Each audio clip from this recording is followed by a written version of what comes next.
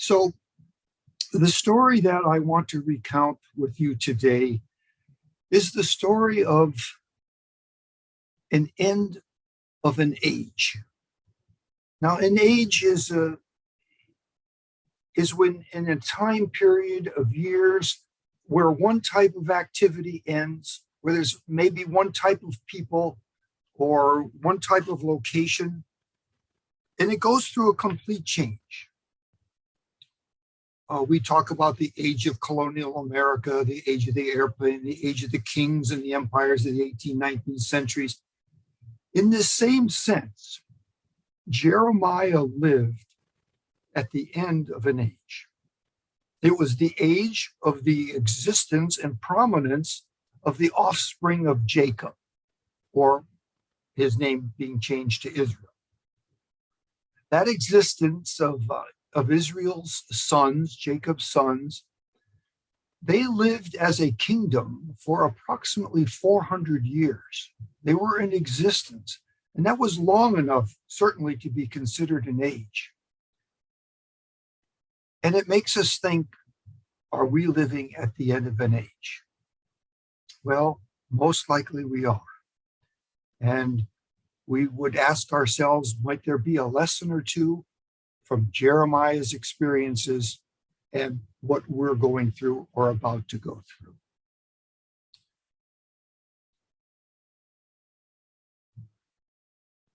We might say that not only did Jeremiah live in a period of transition, but also the transition also meant chaos. And the chaos bordered on anarchy. And we say, oh, there's a similarity. And friends, that was 2,000, something like 2,600 years ago. And they had that same situation. The two-tribe kingdom of Judah was struggling mightily. And the 10-tribe kingdom of Israel was already scattered. They had basically gone out of existence 100 years before this.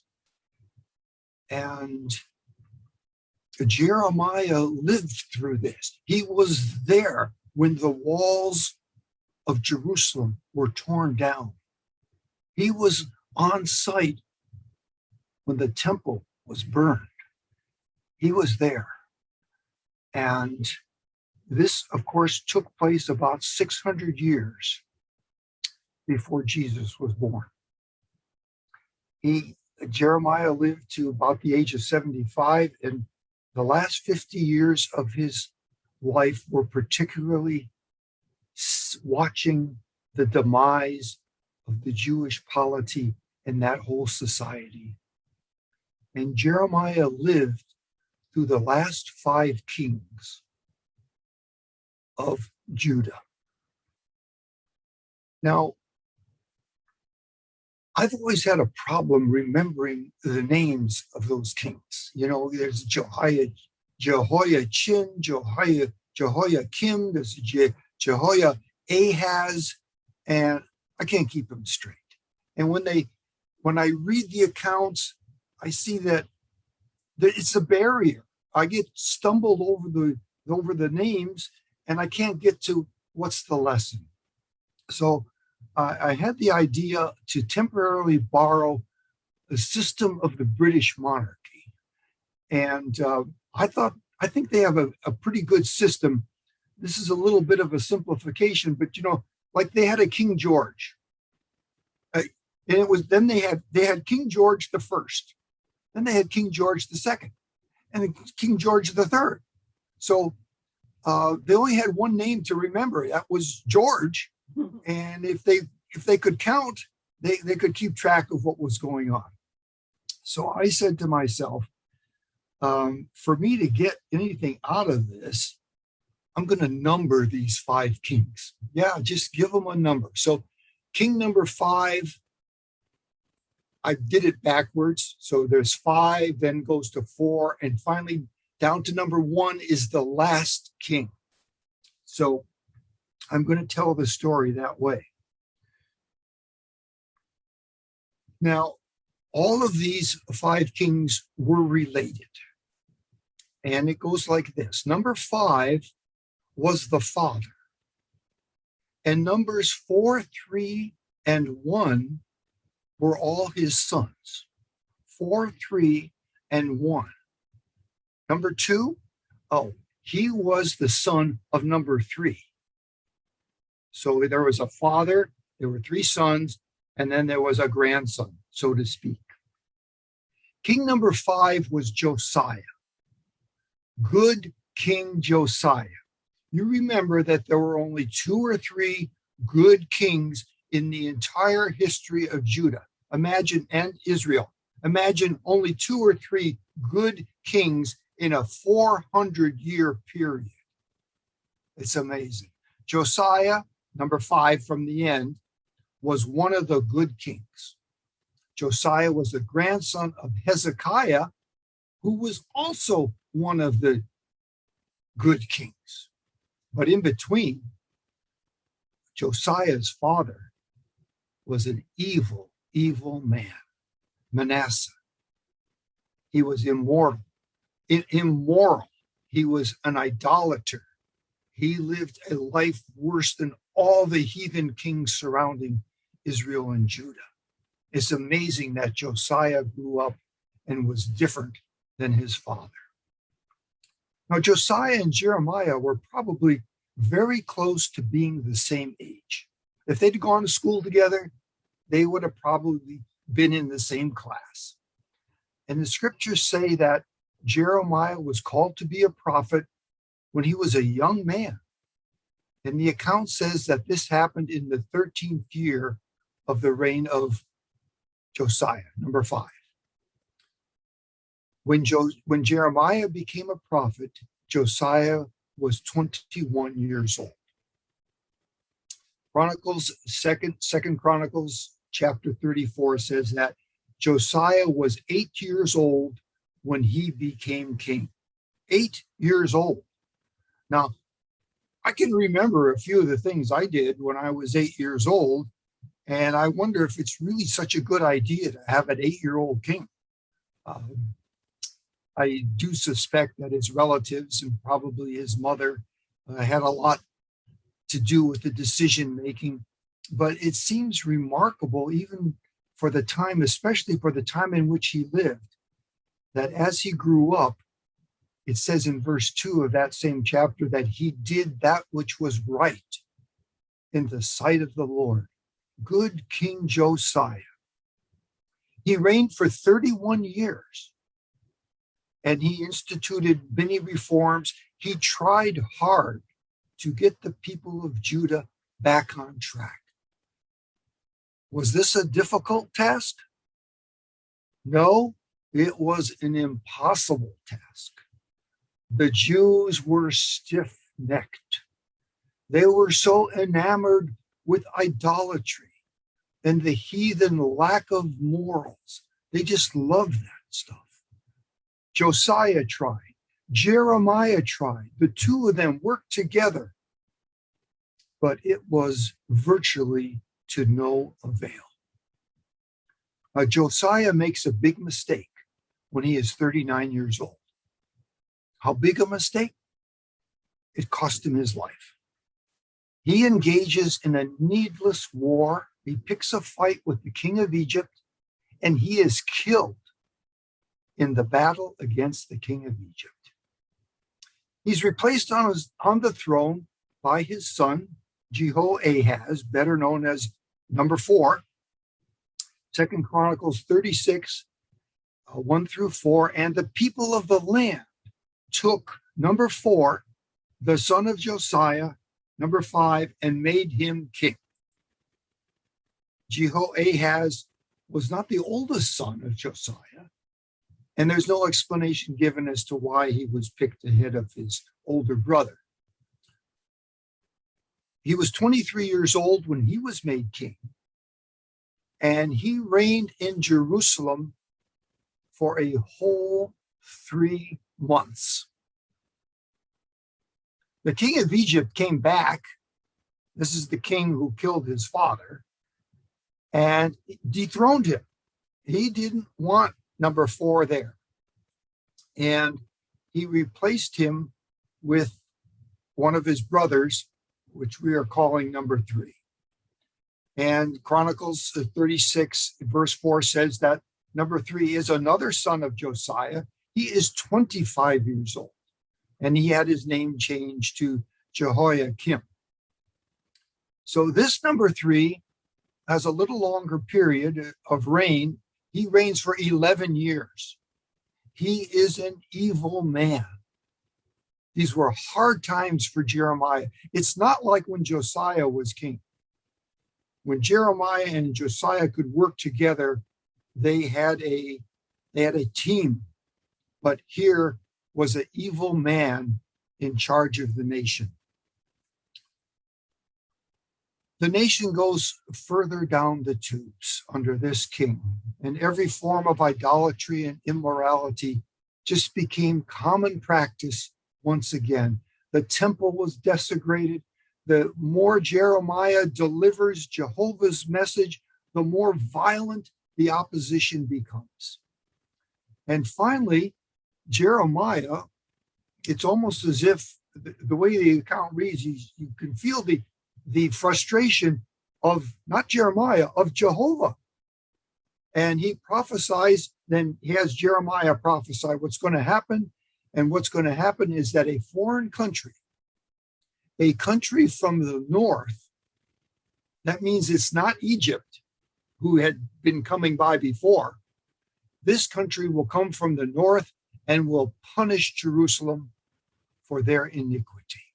Jehovah will not tolerate this anymore. So it is during this 11-year reign of number 3 that Nebuchadnezzar and the Babylonian army appears on the scene for the first time. This is a dramatic fulfillment of Jeremiah's prophecy. It's exactly what he said. And of course, the Israelites and the king hated him all the more because he was right. In 2 Chronicles 36, now verse 5, king number 3 was 25 years old. We said that, and it continues, and it says, he did evil in the eyes of the Lord his God.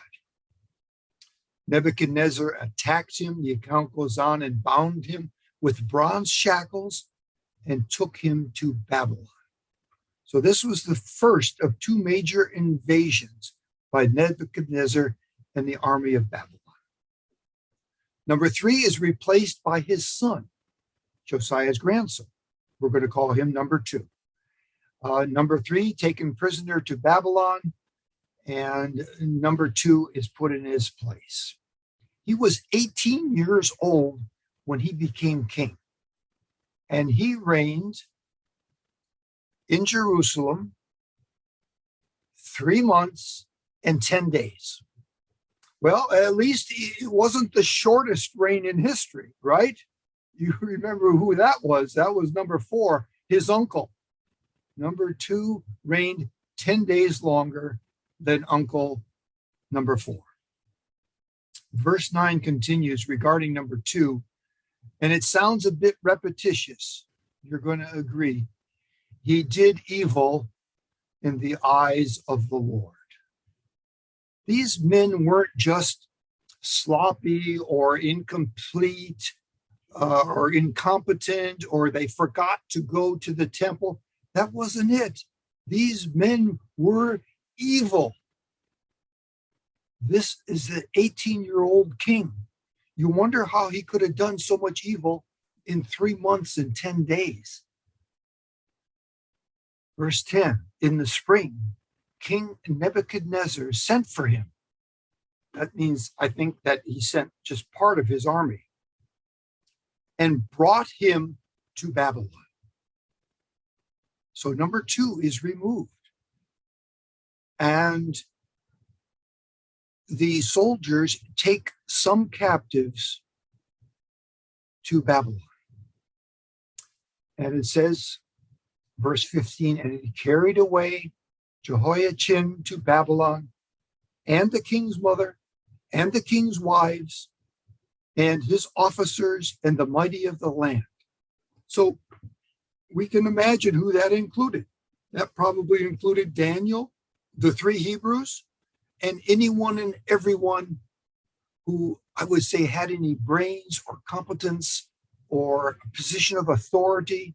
They were taken to Babylon, which is present-day Iraq in today's political geography. So number 2 is unceremoniously carted off to Babylon with this entourage of captives. This is basically the first captives carted off. And this is exactly what Jeremiah had predicted. Now, Nebuchadnezzar takes a third son of Josiah and makes him king. He is 21 years old. Isn't it interesting how they took such young men and made them kings? It's amazing. They're so young, but they're put in these positions of authority. This number 5 is 21 years old, and his name is Zedekiah. He is the last king of Judah. What does the records say of this king? Well, 3 guesses. 2 Chronicles 36, verse 12. He did evil in the eyes of the Lord his God. Aren't you amazed? After all these experiences, hardships, lessons, the words coming out of Jeremiah's mouth, telling them to straighten up, they don't listen at all. Verse 12 says, Zedekiah did not humble himself before Jeremiah, the prophet, who spoke the word of the Lord. So Jeremiah is now in his 60s, and his dealings with this last king of Judah are very difficult. Verse 13, speaking of Zedekiah, says he became stiff-necked and hardened his heart, would not turn to the Lord, the God of Israel. So Jehovah brought up against them, verse 17, the king of the Babylonians. This is the second time. Who spared neither young man nor young woman, nor the aged. He carried to Babylon all the articles from the temple of God, the treasures of the Lord, and the treasures of the king and his officials. Verse 19, they set fire to God's temple. This was the temple that Solomon had built. It was one of the wonders of the ancient world. And they broke down the walls of Jerusalem. They burned all the palaces and destroyed everything of value there. That's how it says it in the NIV. That was it. It was over. The temple was gone. It was an empty field. City walls destroyed. Population decimated. Does that sound like the time of the end? Jeremiah was still alive. He personally witnessed the entire debacle. He's about 74 years old. He has basically outlived the last 5 kings of Judah. So there's a lot of detail there. Just to briefly summarize that, Josiah was a good king. He reigns for 31 years. He dies in battle. And here's an interesting addition. Do you know where that battle took place that Josiah died? It took place in a place called Armageddon. Oh, that kind of gets our attention. Armageddon. We talk about Armageddon. I was always taught that Armageddon was the end, the last step. In this scenario, Armageddon, Josiah loses his life in Armageddon, and Armageddon takes place during King number 5, not at the end of number 1. So keep that in your mind. Now, there's 2 ways probably, at least, of looking at this. You could look at this scenario of Jeremiah, the kings, and you could say, okay, how does this prophesy what's going to happen in our age? And you could make speculations about, okay, there's Armageddon, there's 5 kings, there's 4 more kings after Armageddon, and then the temple is not destroyed until king number 1, and you could do that. I don't think that's the most profitable thing we can do. Speculation is not profitable. What we can do is look at Jeremiah and say, what about his life can we learn from? So let's do that.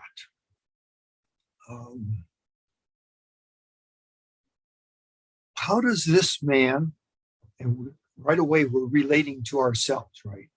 How do we survive all the wicked kings? We have seen in the last 50, 60, 70 years, we've seen some wicked kings in our day. They have taken over countries, despots. They have killed people. They've killed thousands of people, wicked men. How did Jeremiah survive? Well, one of the answers is in Jeremiah, the first chapter, verses 4 through 8, and verse 5. Jehovah says to Jeremiah, before I formed you in the womb, I knew you. Before you were born, I set you apart. I appointed you as a prophet to the nations. Isn't that beautiful? There's the key. Jeremiah was not just an ordinary prophet. I think he was special because not only was he appointed before birth, but he was appointed as prophet to the nations. That's nice.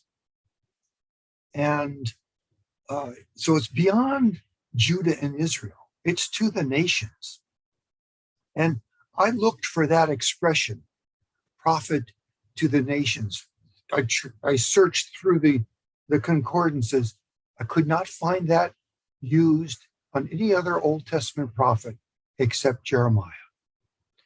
Now, we would like to some degree that is said of us. And if Jehovah has foreknowledge that we can be blessed and can be part of this effort of a prophet, that doesn't change anything to do with our decision-making and how we have to make decisions and the concept we call free moral agency. Just because Jehovah knows doesn't affect our decision-making. We still have to do the right thing. Now, what was Jeremiah's response to this appointment? Verse 6, he says, I'm only a child. So he must have been pretty young. If he were as old as Josiah, he'd have been 21, but it sounds like maybe he was 14 or 15. I am only a child. So there's a short dialogue here, and Jehovah answers, and I think this is really cute. Verse 7, Jehovah says, do not say, I am only a child. Jehovah, I can see the finger shaking at Jeremiah. He says, you must go where I send you. You must say whatever I command you. Verse 8, do not be afraid, for I am with you. So it's kind of a cute dialogue, makes us think a little bit of Abraham when he was arguing with Jehovah over Sodom. And Jeremiah tried to play the I'm too young card, but Jehovah wasn't having it. So Jeremiah did obey, and he conscientiously tried for the rest of his life to reform Judah and Israel. But the sins of these people were absolutely endless, and probably the worst experience that Jeremiah and Jehovah went through was to witness the Jews burning their own children. burning their children as offerings to other gods. Jeremiah 7:31 and 32. What could be more abhorrent? Makes you think of eternal torture and hellfire. So time after time, Jeremiah tried to deliver a message, and many times he only escaped with his life. Jeremiah 12:6, his family turned against him. That sounds like Jesus' experience. The prophet is not without honor, etc. You remember that. At the very most, and I think this is a lesson for us, Jeremiah only had a few friends. In chapter 15, verse 17, he said, I never sat in the company of revelers, never made merry. I sat alone because Jehovah, your hand was on me. I had to look in the Message translation because I enjoy it so much because it catches the emotion and what's behind it. And he also says it so simply. Jeremiah 15:17, the Message translation says, I never joined the party crowd in their laughter, in their fun.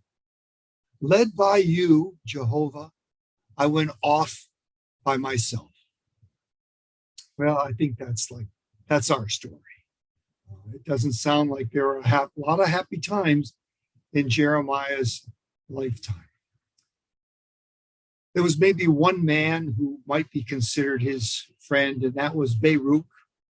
Jeremiah 36, he was his loyal secretary, and Baruch would go out in public and read what Jeremiah had written down. He was loyal, but he was the exception. So how did this all end? Well, probably the last king was the worst. He reigned for 11 years as Zedekiah, and Jeremiah's job became harder and harder. Zedekiah continuously planned rebellion against Babylon, and that was not God's plan. Almost strangely enough, God's plan was that Israel, Judah, would lose this battle and even lose this war. The intention was that these people had to be punished. They really were no longer a people honored and respected and in covenant with Jehovah. No more. Jeremiah was uncompromising in his prophecies, all straight from Jehovah, and the message was clear that the foreign armies would destroy Israel. So that's what happened. Finally, the Babylonian armies came back again, and Jeremiah advised submission. He said he got the word from Jehovah that they should surrender, but he was ignored. Long siege resulted, and finally, and during that, the Jerusalem leaders threw Jeremiah into a vile prison, to a pit, and there could have been hope for the future. Well, there was hope for the future. There was no question about it. Jeremiah said that, particularly to those who had gone ahead into Babylon. He said, quoting Jehovah, that's what we heard. Actually, that was in Seattle yesterday from Jeremiah 29:11. I know the plans I have for you. Yes, Jehovah still had plans for the remnant.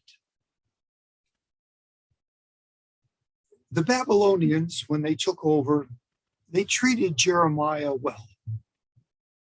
For Jeremiah, that must have been a very short but almost sweet respite for this aging prophet. It was quite remarkable that the Babylonians treated him with respect. They offered to take him back to Babylon. And at that moment, I think that was a good offer. I kind of wish he had taken it and, he could have spent time with Daniel and Shadrach and Meshach. And Jerusalem was uninhabitable. But Jeremiah made the decision. No, he said, I'm going to stay in the Holy Land. And unfortunately, well, God's providences we won't argue with, but not long after this, Jeremiah was forced to go with a group of Israelites, of the refugees, and they headed to Egypt.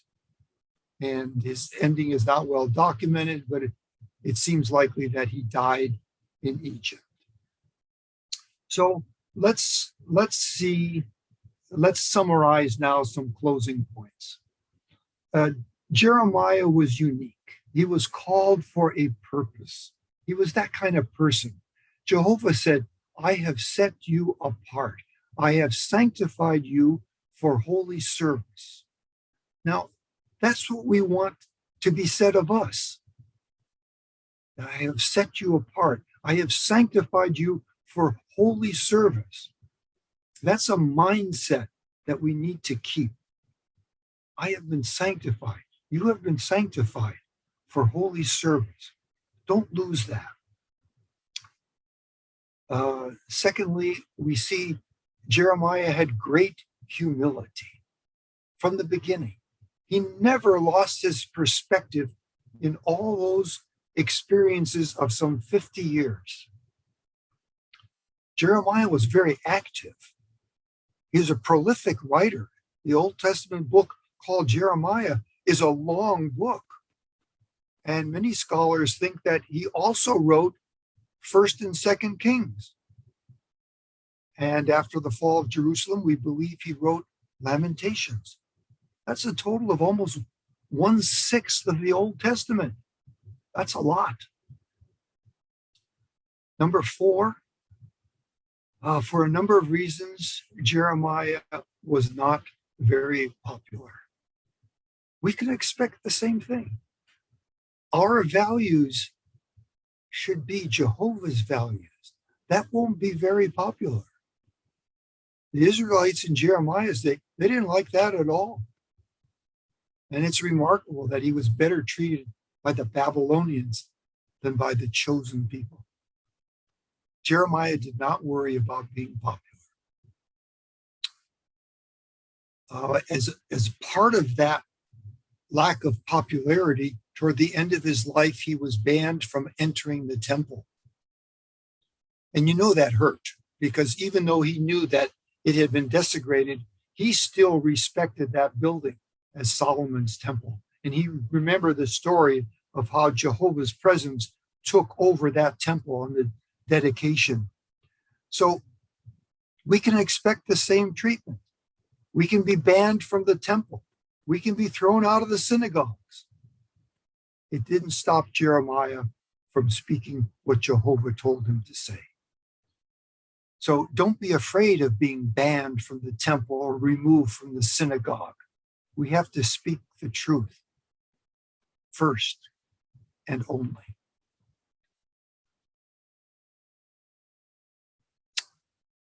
Another point that I see in Jeremiah's life is that his message was broad. He wasn't speaking only to small group or only to Judah. He was living in Judah's territory, but he spoke also of the restoration of Israel, the 10 tribes. So his message included all the tribes. So broadness, there's a broadness to his message. It's a lesson for us. All right, at the very end, Jeremiah's days were spent in prison. I think we can expect the same experience.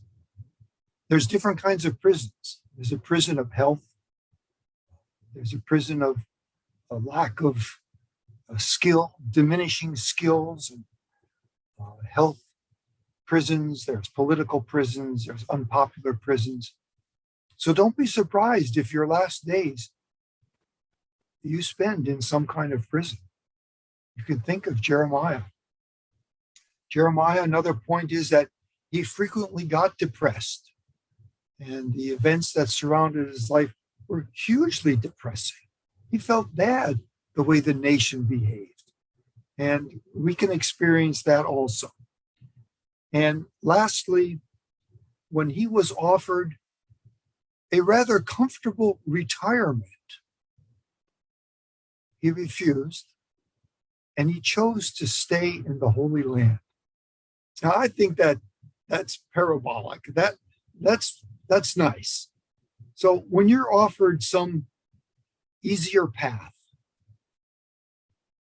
make sure that you make a decision that you're going to stay in the Holy Land. So that's a good way to end our story. Strive to be sanctified for holy service.